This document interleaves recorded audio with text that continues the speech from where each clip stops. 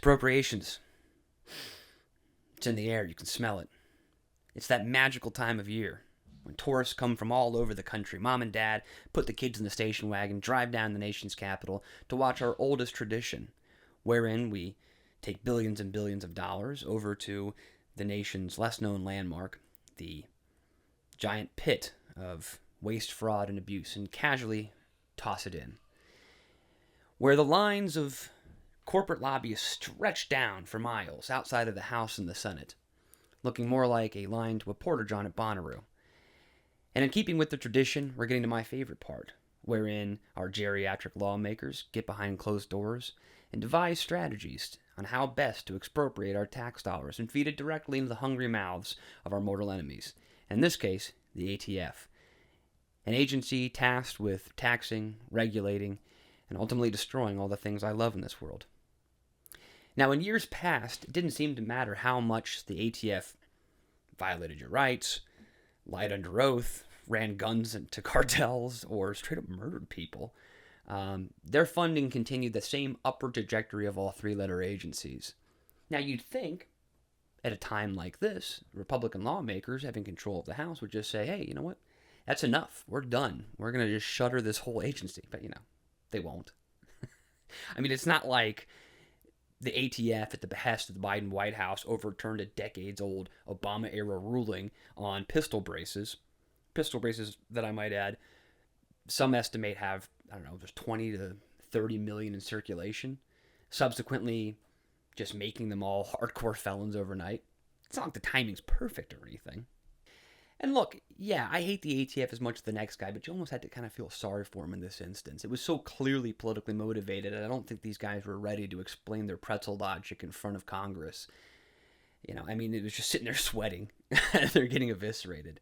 On national TV. Thankfully, for them, it was C-SPAN and no one watches it, but we remember. And the worst part is, I think for them, is that they had to rely on the Democrats, who don't know anything about guns or policy, for that matter. And it would be pretty funny if it wasn't for the whole, decline of the Republic thing going on. Now, the good news in all of this is that NAGR did a ton of work thanks to you. And we've actually got some payback for the ATF coming down the pike. But before that happens, I need to say something I don't want to say. It looks like something good's coming out of the Appropriations Committee. I know. I'm as surprised as you are. All right, apparently your phone calls, your emails, your strongly worded petitions, faxes, does that still exist? Someone was listening, right? We gave your list of demands to the Appropriations Committee, and a lot of them aren't in it at the moment, which is strange.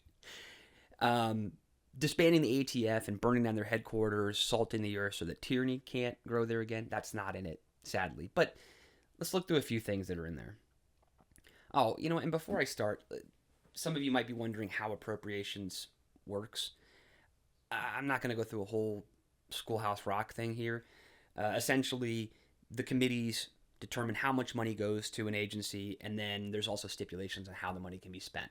For example, if your grandfather gives you $20 for your birthday, but he says, you can't spend it all in one place, or not on sugar, and you can't murder people, and then the punishment would be that you'd only get $18 next year. Okay, that's in a nutshell how the appropriations process works. So let's see what they have in here. Yeah, and before you start going why don't they give them nothing? Okay, because it's still DC, it's still appropriations, all right? Not going to do anything that effective. All right, number one, this spending package forbids any funding to implement President Biden's unconstitutional gun orders. Okay. No funding for the pistol brace ruling. Nice. No funding for ghost guns rule. Ooh, ghost guns. No funding for implementing the Senate's red flag boondoggle. Okay, so I don't know if you remember last year where 10 Republicans under the leadership of John Cornyn passed gun control that nobody asked for. So remember that at the ballot box. It doesn't allow for a gun registry. All right, that's already illegal. So weird that they keep putting that in. and a 15% overall budget cut for the ATF. Look, it's progress.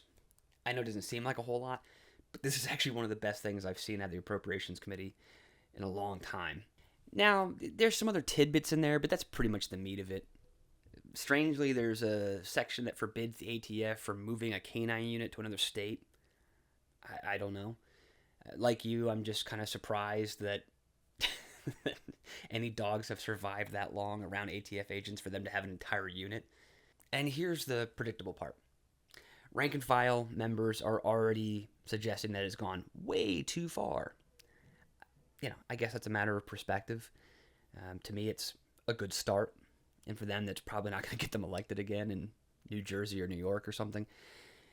This is bound to happen every single time. Anytime we get anything decent, members lose their minds.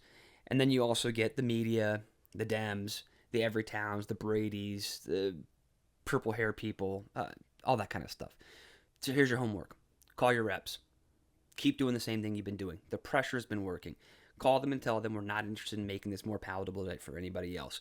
Tell them we've seen the ATF run circles around them for years. Now we have an opportunity to do something that actually cuts some spending and puts some of that damage back behind us.